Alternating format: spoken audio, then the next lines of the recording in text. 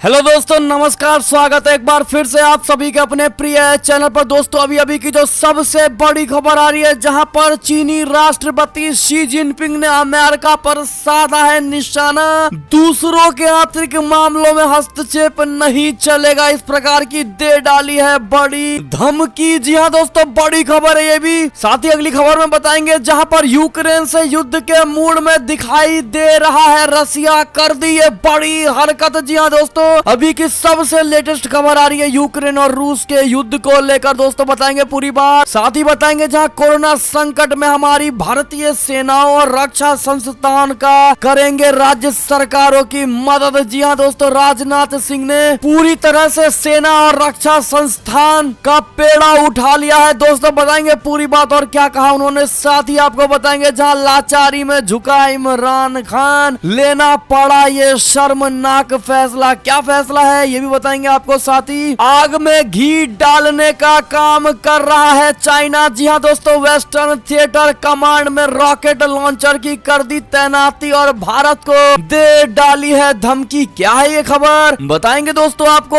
साथ ही कोरोना के बढ़ते रफ्तार को देखते हुए मोदी जी ने बड़ी बातें दोस्तों रात में संबोधन में कही है। एक एक चीज आपको बताने वाले हैं। और साथ ही जितने भी लोग दिल्ली से यूपी और बिहार जाने वाले हैं उनके लिए बड़ी खुशखबरी की खबर है दोस्तों। इतनी ट्रेनें और चलाई जाएंगी, बताएंगे उनकी डेट और तारीख और रूट। तो जानने के लिए बने रहेगा वीडियो के अंत तक। और अभी खबरों में आगे बढ़ने से पहले अगर आप भी मानते हैं कि मोदी जी हैं तो हर चीज संभव है और भारतीय सेना तो हमारा देश गर्व से जी रहा है और पहली देश भारत सामने निकल कर आएगी जिसमें कोरोना का एक भी मरीज नहीं होगा दोस्तों। तो इस वीडियो को भी कर दीजिए लाइक, चैनल को कर दीजिए सब्सक्राइब, बेल आइकन दबाइए, साथ ही कमेंट बॉक्स में लिख दीजिएगा जय हिंद। जी हां दोस्तों, तो चलते हैं पहली और सबसे बड़ी खबर की तरफ, जहां चीनी राष्ट्रपति शी जिनपिंग ने अमेरिका पर निशाना साधा। कहा दूसरों के आंतरिक मामलों में हस्तक्षेप नहीं चलेगा। जी हां दोस्तों, चीन के राष्ट्रपति शी जिनपिंग ने मंगलवार को अमेरिका पर निशाना साधते हुए कहा है कि दूसरे देशों के आंतरिक मामलों में रौब जमाना और हस्तक्षेप करना सही नहीं है। ताइवान और हांगकांग में मानवाधिकार उल्लंघन के मामलों को लेकर अमेरिका और सहयोगी देश चीन पर दबाव बढ़ा रहे हैं। शी ने अमेरिका का सीधे तौर पर उल्लेख किए बिना कहा है दूसरों के आंतरिक मामलों में रौब जमाने या हस्तक्षेप करने का कोई समर्थन नहीं करेगा। हमें शांति, विकास, समानता, न्याय, लोकतंत्र और स्वतंत्रता की वकालत करनी चाहिए जो मानवता के साझा मूल्य हैं और मानव सभ्यता की प्रगति को बढ़ाने के लिए सभ्यताओं के बीच परस्पर आदान प्रदान को प्रोत्साहित करना जरूरी है। जी हाँ दोस्तों, बड़ी खबर आ रही है ये भी। जिस प्रकार से चाइना ने अमेरिका पर निशाना साधा है दोस्तों और दी है धमकी, क्या लगता है आपको, क्या अमेरिका डर जाएगा दोस्तों या फिर सभी देशों को मिलकर चाइना को सबक जरूर सिखाना चाहिए? क्या चाहते हैं आप लोग कमेंट में जरूर बताइएगा दोस्तों। अगली खबर की बात करें तो यूक्रेन से युद्ध के मूड में दिखाई दे रहा है रूस। सैटेलाइट तस्वीरों में नजर आई तैयारी, बॉर्डर के नजदीक बनाया मिलिट्री कैंप। बता दे रूस और यूक्रेन के बीच जहां युद्ध के आसार बढ़ते जा रहे हैं तो वहीं इस युद्ध के विश्व युद्ध बनने की आशंका भी बढ़ गई है दोस्तों। इस बीच सैटेलाइट तस्वीरों से पता चलता है कि रूस ने क्रीमिया में एक नया मिलिट्री बेस स्थापित किया है। इस बेस कैंप पर रूस ने भारी सैन्य साजो सामान के साथ हजारों सैनिकों को तैनात किया है। ये स्थान यूक्रेनी सीमा से करीब 280 किलोमीटर की दूरी पर है। माना यह जा रहा है कि इस शिविर से सैनिकों को सीमा के और नजदीक भेजा जाएगा।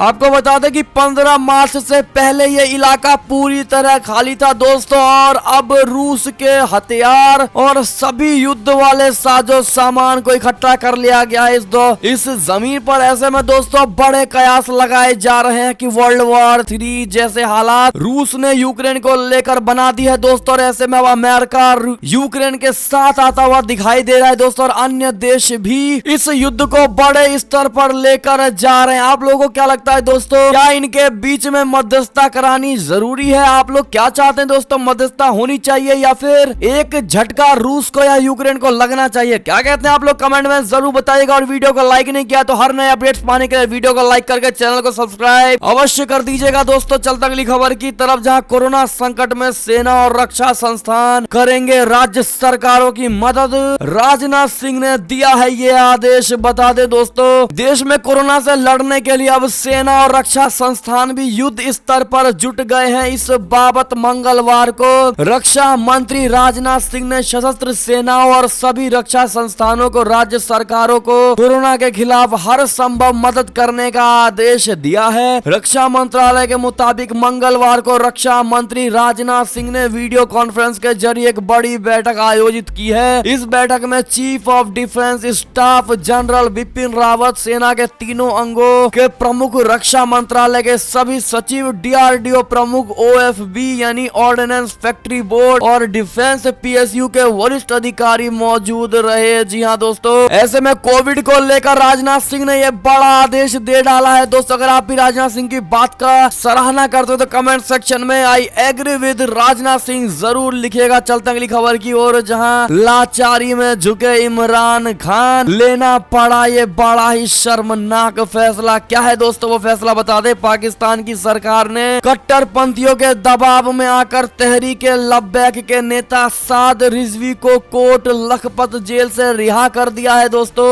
इमरान खान की सरकार के लिए इसे शर्मनाक फैसला बताया जा रहा है, क्योंकि रिजवी की गिरफ्तारी के खिलाफ पुलिस बल भी सामने आने लगे थे। इमरान खान को मजबूरी में रिजवी को रिहा करना पड़ा। दोस्तों, संभव यह है आने वाले दिनों में रिजवी की अन्य मांगों को भी इमरान खान मानने के लिए मजबूर हो जाएंगे। बता दे, तहरीके लब्बैक द्वारा जारी हिंसक प्रदर्शनों के बीच इमरान खान की सरकार ने फ्रांसीसी राजदूत को देश से निकाला, जिसके लिए प्रस्ताव लाने का भी ऐलान किया है। इस संबंध में इमरान सरकार कल फैसला की है। दरअसल फ्रांस में पैगंबर मोहम्मद के कार्टून द्वारा प्रकाशित किए जाने के बाद से ही तहरीके लब्बैक ने पाकिस्तान में विरोध प्रदर्शन शुरू कर दिए थे। जब इमरान खान की सरकार ने लब्बैक के नेता साद रिजवी को गिरफ्तार कर लिया तो प्रदर्शनों में हिंसा भड़क उठी। इसके बाद इमरान खान की दुविधा और मजबूरी सोमवार को दिए गए उनके बयान से भी जाहिर होती है। दोस्तों, तहरीके लब्बैक के हिंसक प्रदर्शनों की तरफ इशारा करते हुए प्रधानमंत्री इमरान खान ने कहा है कि पाकिस्तान में एक बड़ा दुर्भाग्य कि हमारे राजनीतिक दल और धार्मिक दल इस्लाम का गलत तरीके से इस्तेमाल करते हैं और इसका इस्तेमाल ऐसे करते हैं कि वे अपने ही देश को नुकसान पहुंचाते हैं। हालांकि कट्टरपंथियों के बढ़ते दबाव के बीच इमरान खान की सरकार ने लब्बैक को दूसरी मांगों पर भी अमल करना शुरू कर दिया है। ऐसे में दोस्तों, इमरान खान बड़े ही लाचारी में झुकते हुए नजर आए दोस्तों, और ये शर्मनाक फैसला लेना पड़ा। आप लोग क्या कहेंगे दोस्तों इस लाचारी और असहाय इमरान खान को लेकर? दोस्तों, बताना बिल्कुल मत भूलिएगा और वीडियो लाइक जरूर कर दीजिएगा। दोस्तों, अभी तक लाइक नहीं किया है तो अगली खबर की बात करें। एंटनी ब्लिंकन से जुड़ी खबर, जहां अफगानिस्तान के बाद अमेरिका का ध्यान दक्षिण चीन सागर में शांति और देश में कोरोना से लड़ने पर है। जी हां दोस्तों, अफगानिस्तान में लंबे समय से चली आ रही जंग से अमेरिकी बलों के बाहर होने की घोषणा के बाद अमेरिका का ध्यान दक्षिण चीन सागर पर होगा। ये जानकारी देते हुए विदेश मंत्री एंटनी ब्लिंकन ने कहा है कि अब हम अपना फोकस दक्षिण चीन सागर में शांति और देश में कोरोना वायरस से लड़ने में करेंगे। ब्लिंकन ने एबीसी चैनल से हुए बातचीत के दौरान ये सारी बातें कही है। दोस्तों, एक और खबर की बात करें तो फ्रांस ने पाकिस्तान से 15 राजनयिकों को वापस बुला लिया है। दोस्तों, बड़ी खबर आ रही है। कार्टून पर छिड़ी हिंसा के बाद ये फैसला लिया गया है। बता दें, फ्रांस ने पाकिस्तान से अपने 15 राजनयिकों को वापस बुला लिया है। दोस्तों, पैगंबर मोहम्मद के कार्टून प्रकाशन को लेकर हुई हिंसा के बाद यूरोपीय देश ने यह फैसला लिया है। दोस्तों, पाकिस्तान में बीते कई दिनों से हिंसक झड़पें जारी हैं, जिनमें एक प्रतिबंधित संगठन भी शामिल है। इन लोगों की मांग है कि फ्रांस के राजनयिकों को पाकिस्तान से बाहर किया जाना चाहिए। इन मांगों और हिंसा के बीच फ्रांस ने अपने राजनयिकों को इस्लामिक देश से वापस बुला लिया है। दोस्तों, एक और खबर की बात करें तो आग में घी डालने का काम कर रही है चीन। वेस्टर्न थिएटर कमांड में रॉकेट लॉन्चर्स की तैनाती करके भारत को चेताया है। बता दे, चीन अपनी हरकतों से बाज नहीं आ रहा है। दोस्तों, लद्दाख के पेंगोंग झील इलाके से सैनिकों की वापसी पर सहमति जताने के बाद अब उसने अपने दूसरे इलाके में मोर्चा संभाल लिया है। बीजिंग ने वेस्टर्न थिएटर कमांड में रॉकेट लॉन्चरों की तैनाती कर डाली है। भारतीय सीमा से लगे 17 15,000 फुट ऊंचे इस क्षेत्र में चीन द्वारा उठाया गया ये कदम आने वाले समय में दोनों देशों के बीच टकराव की वजह बन सकती है। दोस्तों आपको बता दें कि काफी समय तक चले सीमा विवाद को हल करने के लिए चीन ने हाल ही में सहमति दर्शाई थी, जिसके तहत दोनों देशों ने अपने सैनिकों की वापसी का फैसला लिया था। अगली खबर की बात करें तो पाकिस्तानी संसद बनी जंग का मैदान, पूर्व पीएम अब्बासी ने स्पीकर को दी जूतों से पीटने की धमकी। जी हां दोस्तों, पाकिस्तान में फ्रांसीसी राजदूत के निष्कासन को लेकर बुलाए गए संसद के विशेष सत्र में सत्ता पक्ष और विपक्ष के बीच जमकर विवाद हुआ। मामला यहां तक बढ़ गया कि शांत स्वभाव के माने जाने वाले पाकिस्तान के पूर्व प्रधानमंत्री शाहिद खाकान अब्बासी ने स्पीकर असद कैसर को जूतों से मारने की धमकी दे डाली, जिसके बाद सत्ता पक्ष के सांसदों ने भी जोरदार हंगामा किया। दोस्तों विवाद थमता ना देखकर स्पीकर ने सदन की कार्यवाही को शुक्रवार तक के लिए स्थगित कर दिया। ऐसे में दोस्तों अगर आप भी मानते हैं कि ये सारी गंदी चीजें सिर्फ और सिर्फ पाकिस्तान में ही हो सकती हैं, दोस्तों जलील करने वाली चीजें और हर तरह से गिरी हुई चीजें सिर्फ पाकिस्तान में ही होती है, तो आप भी कमेंट सेक्शन में जलील पाकिस्तान जरूर लिख दीजिएगा। दोस्तों अगली खबर की बात करें तो रशियन एयरफोर्स स्ट्राइक को लेकर बड़ी खबर, जहां सीरिया में रूसी वायुसेना की ताकत देखिए। एयर स्ट्राइक में मारे आईएसआई के 200 से भी ज्यादा आतंकवादी। जी हां दोस्तों, सीरिया में राष्ट्रपति बशर अल असद सरकार का समर्थन कर रहे रूस ने एयर स्ट्राइक कर आईएसआईएस के कम से कम 200 आतंकियों को मार गिराया है। दोस्तों रूसी वायुसेना के लड़ाकू विमानों ने पलमायरा के उत्तर पूर्व में आईएसआईएस के ठिकानों पर कई मिसाइलें दागी हैं। सीरिया में रूसी सेना की अगुवाई कर रहे एयर एडमिरल अलेक्जेंडर कार्पोव ने हमले की पुष्टि की है। इन्हें ठिकानों पर आईएसआईएस के आतंकी विस्फोटक उपकरणों को बनाते थे। जी हाँ दोस्तों, ऐसे में अगर आप भी मानते हैं कि रूस भी टक्कर का देश है तो कमेंट सेक्शन में रूस को कम नहीं आंकना चाहिए, जरूर लिख दीजिएगा। दोस्तों अगली खबर की बात करें तो लॉकडाउन से है देश को बचाना, इसे अंतिम विकल्प समझे राज्य। पीएम मोदी का बड़ा संदेश पूरे देश को। जी हाँ दोस्तों, देश में कोरोना से बिगड़ते हालात के बीच प्रधानमंत्री मोदी जी ने कल रात 8:45 बजकर देश को संबोधित किया। दोस्तों प्रधानमंत्री मोदी जी ने देश में कोरोना से बिगड़ते हालात समेत अन्य मसलों पर बात की है। प्रधानमंत्री मोदी जी ने कहा है कि कोरोना की दूसरी लहर तूफान बनकर आ गई। उन्होंने कहा कि जो पीड़ा आप सह रहे हैं मुझे उसका एहसास है। पीएम मोदी जी ने कहा कि हम हौसले और तैयारियों से ये जंग जीतेंगे। मोदी जी ने सभी कोरोना योद्धाओं की सराहना की है। उन्होंने कहा है कि बीते दिनों में जो कदम उठाए गए हैं उससे स्थिति को सुधारेंगे।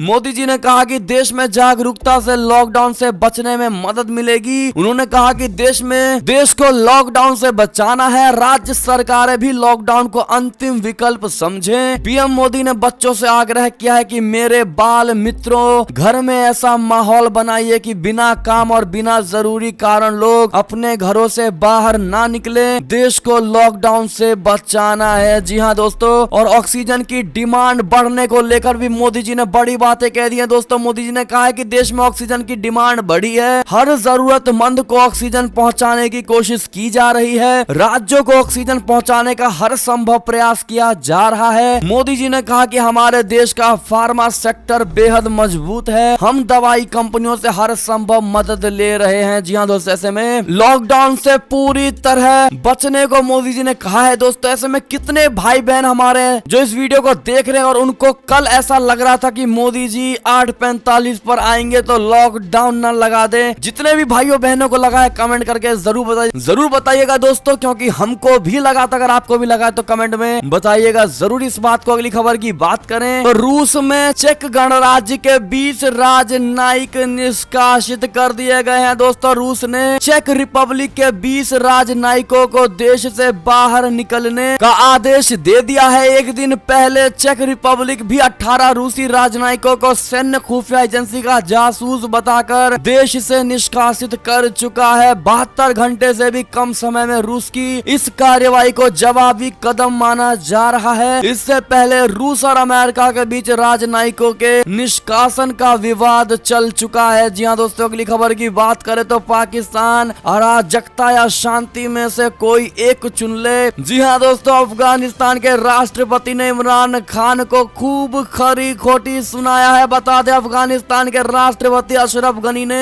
अंतरराष्ट्रीय मीडिया को दिए गए एक इंटरव्यू में पाकिस्तान को जमकर खरी खोटी सुनाई है। दोस्तों, उन्होंने कहा है कि पाकिस्तान के लिए शांति या अराजकता में से किसी एक को चुनने का समय आ गया है, क्योंकि अब तक उसके सभी आकलन गलत रहे हैं। यानी ने क्षेत्रीय समृद्धि में चीन और भारत को एक अहम कारक भी बताया है। दोस्तों, ऐसे में थैंक यू गनी जरूर कह दीजिएगा कमेंट सेक्शन में। अगली खबर की बात करें तो बांग्लादेश में 28 अप्रैल तक के लिए बढ़ा दिया गया है लॉकडाउन। 14 तारीख से जारी है वहां पर प्रतिबंध। बता दें, कोरोना के लगातार बढ़ रहे मामलों और मौत के आंकड़ों को देखते हुए बांग्लादेश ने एक सप्ताह के लिए देशव्यापी लॉकडाउन बढ़ा दिया है। अब बांग्लादेश में 28 अप्रैल तक लॉकडाउन जारी रहेगा। जी हाँ दोस्तों, कितने भाइयों और बहनों को लगता है कि लॉकडाउन कोरोना खत्म करने का एकमात्र जरिया नहीं है, वो हमें कमेंट में जरूर बताइएगा दोस्तों। और इस वीडियो को लाइक नहीं किया तो प्लीज लाइक कर दीजिएगा। अगली खबर की बात करें तो युद्ध में मारे गए मध्य अफ्रीकी देश चाड के राष्ट्रपति जिनके बेटे को मिल गई है विरासत। जी हाँ दोस्तों, अगली खबर की बात करें तो महाराष्ट्र में बिगड़ रहे हैं हालात। आज रात 8 बजे से लग जाएगा महाराष्ट्र में लॉकडाउन। बता दें, महाराष्ट्र में कोरोना के लगातार बढ़ रहे मामलों ने उद्धव सरकार की नींद उड़ाकर रख दी है। दोस्तों, राज्य के कैबिनेट मंत्री असलम शेख का कहना है कि प्रदेश में हालात लगातार खराब हो रहे हैं और ऐसे में अब राज्य में सीरियस लॉकडाउन की जरूरत है। सब राजनीतिक दलों ने इसकी मांग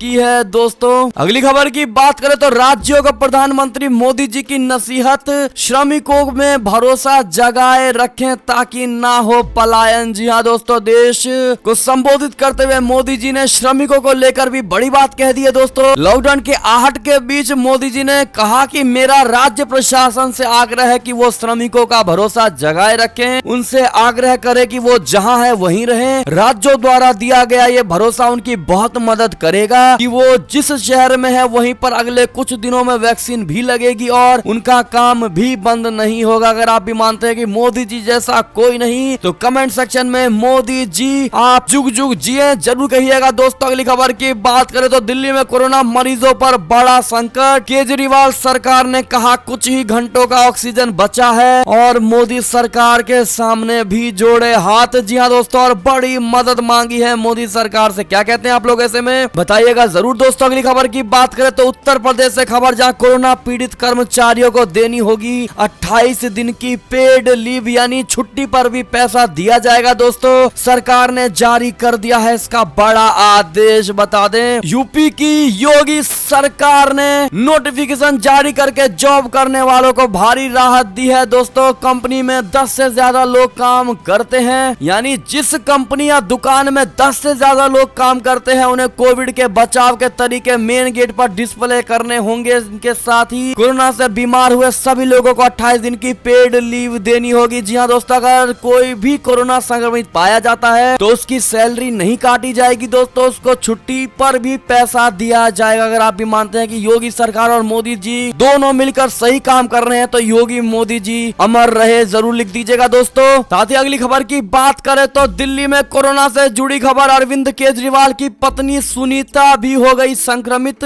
जिसके बाद सीएम केजरीवाल ने भी खुद को कर लिया है क्वारंटाइन। जी हाँ दोस्तों, अगली खबर है। और अंतिम खबर की बात करें तो रेलवे में जो भी सफर करने वाले उनके लिए बड़ी खबर, दिल्ली से यूपी बिहार वालों के लिए कल से ही गुरुवार तक के लिए चलेंगी 5 स्पेशल ट्रेनें। जी हाँ दोस्तों, आपको बता दें देश में कोरोना संक्रमण की रफ्तार बढ़ने के चलते एक बार फिर राजधानी दिल्ली समेत कई राज्यों में पाबंदियां बढ़ा दी गई हैं। दोस्तों, ऐसे में दिल्ली में लागू एक हफ्ते के लॉकडाउन के बीच प्रवासी श्रमिक एक बार फिर अपने घरों को लौटने लगे हैं। प्रवासी श्रमिकों को परेशानी का सामना ना करना पड़े, इसे ध्यान में रखते हुए उत्तर रेलवे ने 5 विशेष ट्रेनों के चलाने की घोषणा कर दी है। उत्तर रेलवे प्रशासन मंगलवार रात ही पटना के लिए विशेष ट्रेन 04482 चलाने की घोषणा की है। ये ट्रेन नई दिल्ली रेलवे स्टेशन से 20 अप्रैल की रात 11:15 बजे चली और बुधवार दोपहर 2 बजे पटना के पास राजेंद्र नगर टर्मिनल पहुंचेगी। जी हाँ दोस्तों, इस ट्रेन में सिर्फ स्लीपर और सेकंड क्लास के ही डिब्बे होंगे। ये गाड़ी रास्ते में कानपुर सेंट्रल, मिर्जापुर, मुगल सराय या पंडित दीनदयाल उपाध्याय जंक्शन तथा पटना जंक्शन में रुकेगी। जी हाँ दोस्तों, बाकी आप सभी टाइम टेबल स्क्रीन पर देख पा रहे होंगे। दोस्तों हमने सारे टाइम टेबल और जितने ये 5 स्पेशल ट्रेन है इन सभी की लिस्ट आपको स्क्रीन पर दिखा रहे हैं। अगर आपको ये सारी चीजें पढ़ना तो वीडियो को स्टॉप करके पढ़ लीजिएगा दोस्तों, और कोई भी जानकारी में कंफ्यूजन हो तो कमेंट में जरूर पूछेगा, आपको तुरंत के तुरंत जवाब दिया जाएगा दोस्तों। और ये थी अब तक की सारी बड़ी खबरें। आपको हमारी खबरें कैसी लगी दोस्तों? आशा करता हूँ बहुत अच्छी लगी होगी। अगर थोड़ी भी अच्छी लगी तो इस वीडियो को अभी अपने भाई बंधुओं में व्हाट्सएप, फेसबुक, ट्विटर के जरिए पूरे भारत में शेयर करना बिल्कुल मत भूलिएगा दोस्तों। और अभी कर दीजिए इस वीडियो को लाइक।